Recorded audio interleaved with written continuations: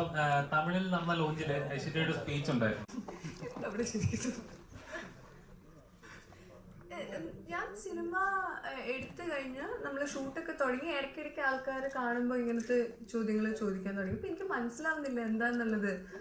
പുള്ളി കണ്ടിന്യൂസ് ആയിട്ട് ഹിറ്റ്സ് കൊടുക്കുന്ന, ഹിറ്റ്സിനും ഉപരി എനിക്ക് ഇഷ്ടപ്പെടുന്ന സിനിമകൾ ചെയ്യുന്ന ഹീറോ ആണ്.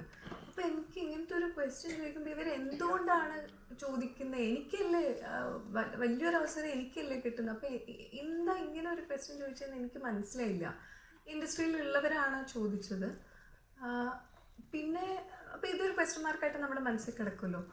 അത് കഴിഞ്ഞ് ഷൂട്ടിന് പൊയ്ക്കൊണ്ടിരിക്കുമ്പോൾ എനിക്ക് ഓരോ ദിവസവും നമുക്ക് ഭയങ്കര നല്ല എക്സ്പീരിയൻസ് ആണ്. ആസ് എ ഹ്യൂമൻ ബീങ് വളരെ സൂതിങ് ആയിട്ടുള്ള രീതിയിൽ എൻ്റെ മനസ്സിരിക്കുന്നത്. നമ്മൾ സെറ്റിലുള്ളപ്പോഴൊക്കെ വേറെ പ്രശ്നങ്ങളില്ല, ഈഗോ ഇഷ്യൂസ് ഇല്ല, സെറ്റിൽ സമയത്തിന് വരാത്തതിൻ്റെ പ്രശ്നങ്ങളില്ല. നമ്മൾ ഷൂട്ട് ചെയ്യുന്നതെല്ലാം കൊളാബറേറ്റ് ചെയ്തിട്ടാണ് ഷൂട്ട് ചെയ്യുന്നത്.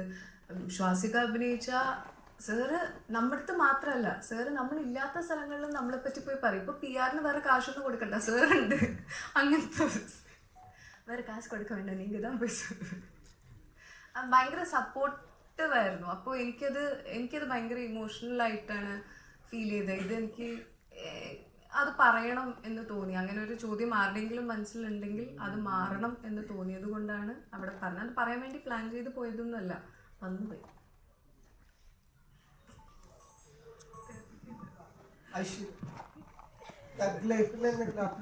ഇപ്പൊ ഈ വർഷം റിലീസിന് വരുന്ന സിനിമ, അതെ, അതിന്റെ എന്തെങ്കിലും അപ്ഡേറ്റ്?